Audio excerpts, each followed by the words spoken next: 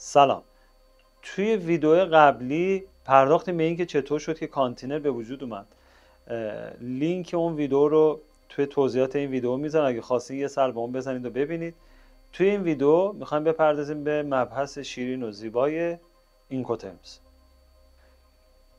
در واقع میخوایم بررسی بکنیم ببینیم مثلا اینکوترمز چی هست، دقیقاً به چه دردی میخوره و اصلا چطور شد که به وجود اومد.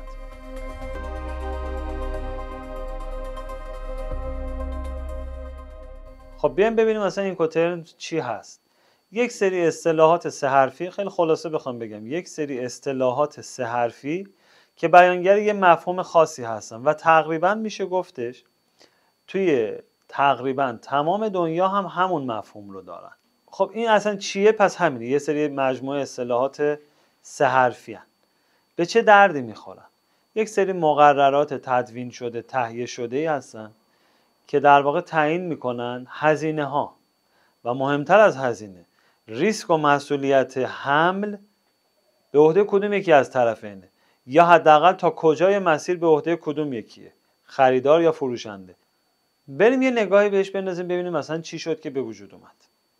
در گذشته خب ملت داشتن به یه شکلی بارشون رو ارسال میکردن، تجارتشون رو انجام میدادن، بار دریایی منظورمه، و تنها مشکلی هم که سر راهشون بود یکی دزدای دریایی بودن، یکی هم در واقع بلاهای طبیعی. حتی اگه تو برنامه‌های خیلی قدیمی برید اینو نگاه بکنید که حالا در مورد برنامه چند تا ویدیو خیلی کامل درست میکنم و میذارم، یه جمله مشابه تقریبا ترجمهش میشه این که بارو داریم میفرستین، توکل به خدا که اتفاقی نمیفته، آمین. یعنی ریسک فقط در همین حد میمونه، یا بلاهای طبیعی بود یا دزدای دریایی. تا اینکه تو سال 1914 حمل و نقل و البته دنیا با یه مشکل جدیتری مواجه میشه، جنگ جهانی اول.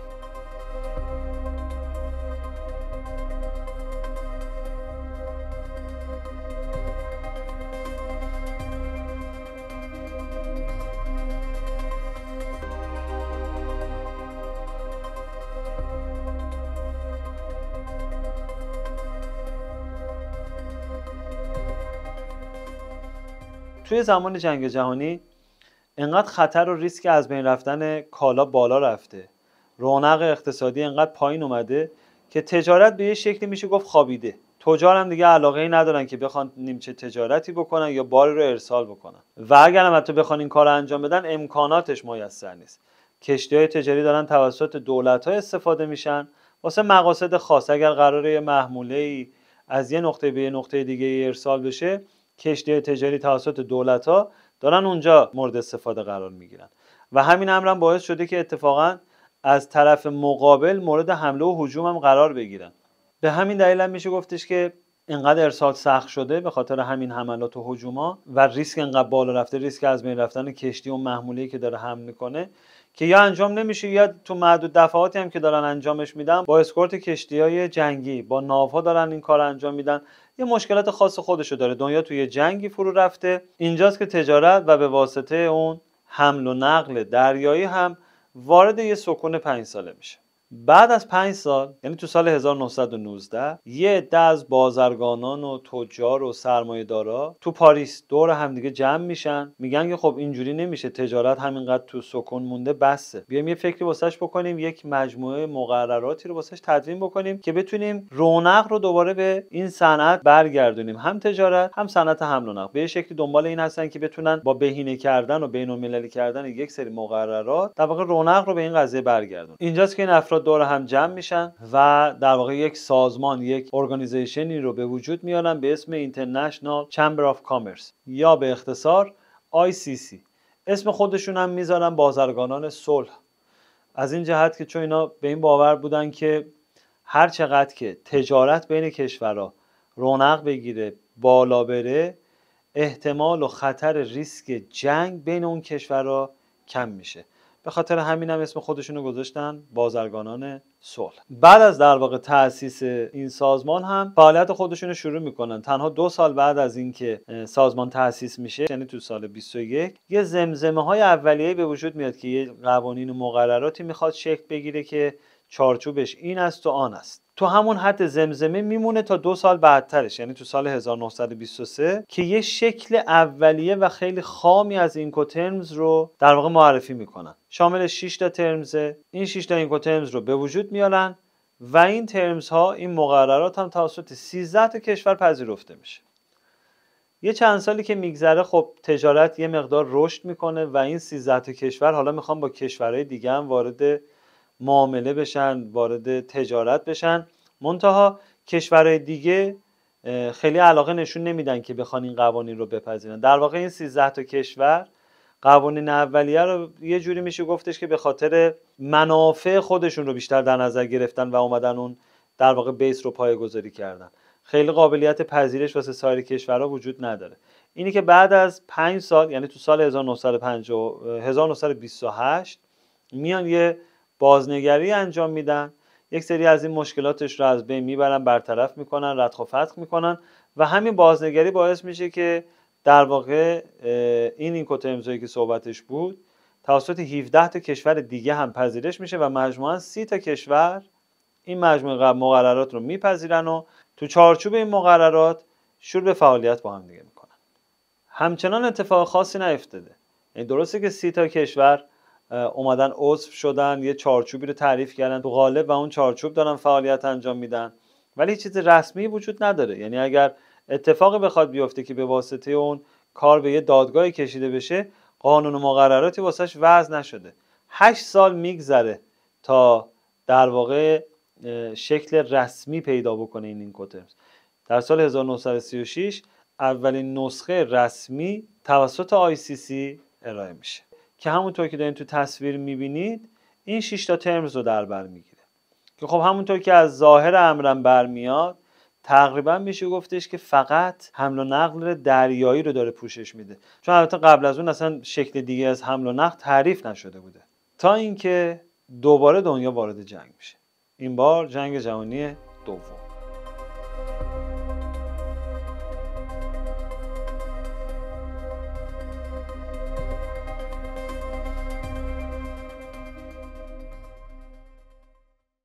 با ورود دنیا به جنگ جهانی دوم، این بار نه فقط خطوط دریایی بلکه اهمیت خطوط ریلی و جاده‌ای هم خیلی واضح به چشم. همین امر باعث میشه خب تو دوران جنگ دوباره رونق از بین میره، کسب و کارا میخوابه، حالا به اونا کار نداریم، وارد اون جزئیات نمیشیم. همین امر منتها باعث میشه که بعد از اینکه جنگ تموم میشه، یعنی تو سال 1953 میان این 3 تا ترمزی رو که دارین توی تصویر میبینید رو هم به مجموعه قوانین اینکوترمز که قبلتر گفتم 6 تا بود، این 3 تا هم بهش اضافه میکنن. در واقع همونطور که دارید مشاهده میکنید هر زمانی که تغییری، تحولی، اتفاقی داره دنیا رو تحت تاثیر قرار میده و علاوه خصوص صنعت شیپینگ رو، اینکوترمز هم داره خودش رو با اون بروز میکنه. خب برگردیم به موضوعمون. از سال 1953 تا 1967 اینکوترمز دست نخورده باقی میمونه. تو این بازه یه اتفاق خیلی جالبی که میفته، کانتینر به وجود میاد که لینک در واقع پیدایش کانتینر رو براتون گفتم توی دیسکریپشن گذاشتم، میتونید به اون مراجعه بکنید و اون رو ببینید. توی این بازه زمانی کانتینر به وجود میاد، یه تغییر و تحول عظیمی رو شکل میده، تو اصلا شکل حمل و نقل رو تغییر میده. خب تو سال 1967 که دیگه حالا ما اینجا کانتینر رو داریم، کانتینری که دیگه به یه صنعت 10-15 ساله تبدیل شده، مشکلاتش رو از بین برده، به نوعی میشه گفت دیگه از آب و گل در اومده. اینجا اومدن که گفتن که خب اگر باری داره از بندر مبدأ تا بندر مقصد توسط کانتینر حمل میشه، این امکان رو میتونیم فراهم بکنیم که با همون کانتینر تا دست مشتری هم برسه. اینجا بود که اومدن خانواده یا گروه دی رو معرفی کردن. دی برگرفته از حرف دلیوری. اومدن گفتن که خب پس میتونیم همین کانتینر رو تا محل مشتری، تا کارخونه مشتری هم ببریم تحویل بدیم، به صورت در واقع بهش میگن حمل و نقل اینترمودال. حالا اینترمودال و مالتی مودال و اینا چی هست تو ویدیوهای بعدی مفصل راجع به اونها هم صحبت میکنیم. برگردیم به بحثمون. اینجا بود که خانواده دی شکل گرفت که در واقع این دو تا اینکوترمز هم که دارین توی تصویر میبینید به مجموعه قوانین قبلی اضافه شدن. با به وجود اومدن خانواده دی در واقع اینجا میتونیم بگیم که هسته مرکزی و اصلی اینکوترمز ساخته شده. دیگه از اینجا بعد تو سالهای بعدی بازبینی انجام میشه. مثلا تو سال 1974 به به خاطر پیشرفتی که تو صنایع هوایی اتفاق میفته و ورود هواپیماها به صنعت حمل و نقل پیش میان FOB ایرپورت هم به وجود میارن.